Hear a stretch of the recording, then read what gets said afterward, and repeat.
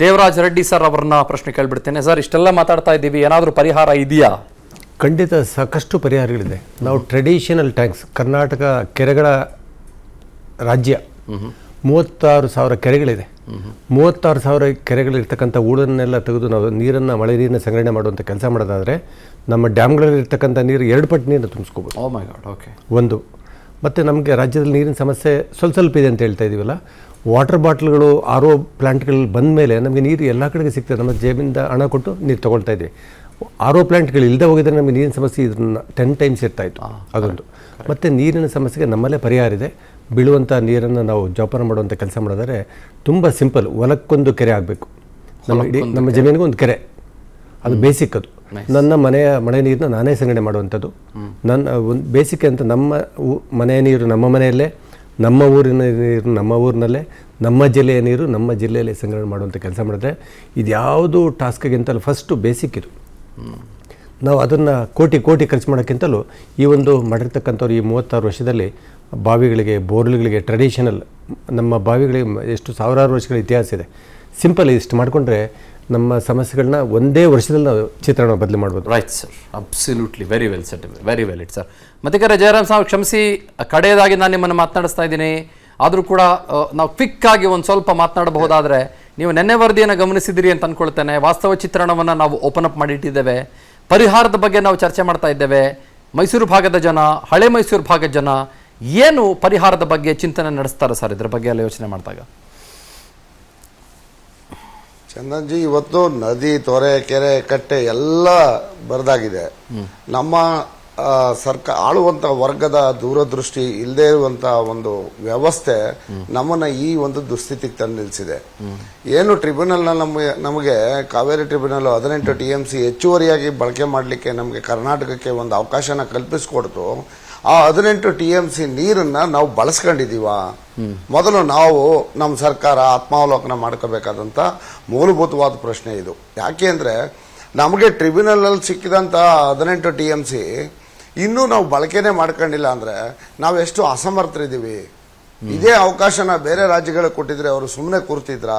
ಖಂಡಿತ ಕೂರ್ತಿರ್ಲಿಲ್ಲ. ಆ ನಂತರದಲ್ಲಿ ಇವತ್ತು ನಾವು ಯಾವುದೇ ನದಿಗಳಿಗೆ ಹೋದ್ರು ಅಲ್ಲಿ ಮರಳುಗಾರಿಕೆಯನ್ನ ನಾವು ಇದುವರೆಗಂತೂ ಕಣ್ಣಾರೆ ನೋಡ್ಕೊಂಡು ಬಂದಿದ್ದೇವೆ. ನಮ್ಮಲ್ಲಿ ಕಾವೇರಿ ಇರ್ಬೋದು, ಶಿಂಷಾ ಇರ್ಬೋದು, ವೀರವೈಷ್ಣವಿ ಇರ್ಬೋದು, ಈ ಭಾಗದ ಎಲ್ಲ ನದಿಗಳನ್ನ ಒಂದು ರೀತಿಯಲ್ಲಿ ದಿಕ್ಕನ್ನೇ ಬದಲಿಸ್ಬಿಟ್ಟಿದ್ದಾರೆ ಅವರು. ಯಾವ ತರ ಇದೆ ಅಂದ್ರೆ, ಈ ನದಿಗಳ ಅರಿವಿನ ಮೂಲನೇ ಬೇರೆ ಇತ್ತು. ಆದ್ರೆ ಈ ಮರಳುಗಾರಿಕೆಯವರು ಇವರ ಒಂದು ಹಾವಳಿಯಿಂದ ನದಿಗಳ ದಿಕ್ಕುಗಳೇ ಬದಲಾಗ್ಬಿಟ್ಟಿವೆ.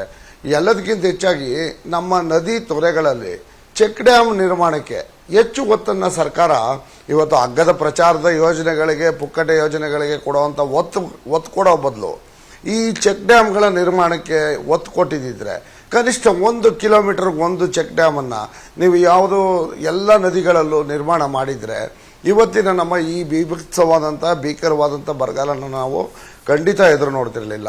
ಈಗ ರಾಜ್ಯ ಹೈಕೋರ್ಟ್ ರಾಜ್ಯದ ಎಲ್ಲ ಕೆರೆಗಳನ್ನ, ಒತ್ತುವರಿಗಳನ್ನ ತೆರವು ಮಾಡ್ಲಿಕ್ಕೆ ಸರ್ವೆಗೆ ಆದೇಶ ಕೊಟ್ಟಿದೆ. ಈ ಸರ್ವೆ ಹೆಂಗ್ ನಡೀತಾ ಇದೆ ಅಂದ್ರೆ, ಈ ದಿಶಾಂಕ್ ಆಪ್ ಇಟ್ಕೊಂಡು ಸರ್ವೆ ಮಾಡ್ತಾ ಇದ್ದಾರೆ ನಮ್ಮ ಸರ್ವೇರ್ಗಳು. ಮೂಲಭೂತವಾಗಿ ಹೈಕೋರ್ಟ್ ಆದೇಶಕ್ಕೆ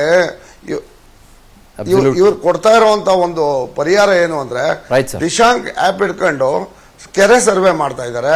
ಆಮೇಲೆ ಇವತ್ತು ಕೆರೆಗಳ ಹೂಳೆತ್ತುವಿಕೆ, ಕೆರೆಗಳ ಒತ್ತುವರಿ ತೆರವು, ಈ ಎಲ್ಲವನ್ನೂ ಮಾಡಿದಾಗ ನಿಜಕ್ಕೂ ಕೂಡ ನಾವು ಮತ್ತೆ ಜಲ ಮರುಪೂರಣಕ್ಕೆ ಒತ್ತು ಕೊಡಬಹುದು. ನಾವು ಸರ್ಕಾರವನ್ನೇ ನಂಬದೆ ರೈತರು ಕೂಡ ಸ್ವಯಂ ಪ್ರೇರಿತವಾಗಿ ತಮ್ಮಲ್ಲಿರೋ ಕೆರೆ ಕಟ್ಟೆಗಳ ಇವರು ಕೂಡ ಹೋರಾಟ ಮಾಡೋದು ಅಗತ್ಯ ಇದೆ.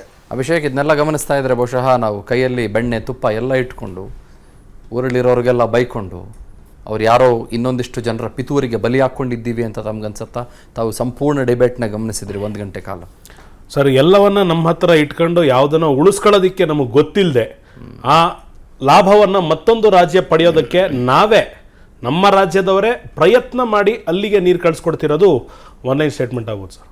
Absolutely right. Thank you very much Abhishek. Thanks for joining. Thank you 4 ಜನಕ್ಕೂ ಕೂಡ. ಥ್ಯಾಂಕ್ ಯು ಹಿರಿಯರಾದಂಥ ನರಸಿಂಹಪ್ಪನವರಿಗೆ.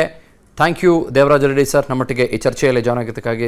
Thank you Mattikere Jayaram sir, and thanks every one.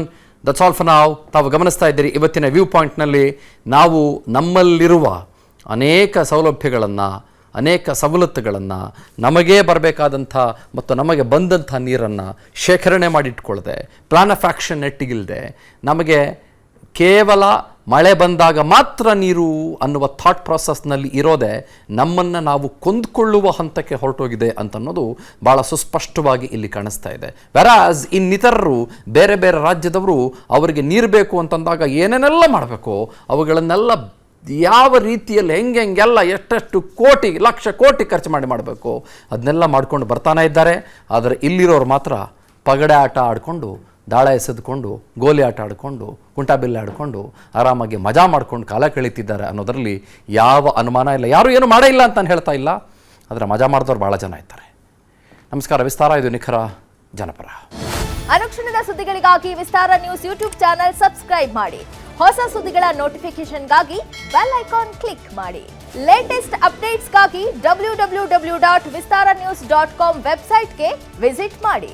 ಅಂಗೈಯಲ್ಲೇ ಜಗತ್ತಿನ ಸುದ್ದಿ ತಿಳಿಯಲು ವಿಸ್ತಾರ ನ್ಯೂಸ್ ಕನ್ನಡ ಆಪ್ ಡೌನ್ಲೋಡ್ ಮಾಡಿ.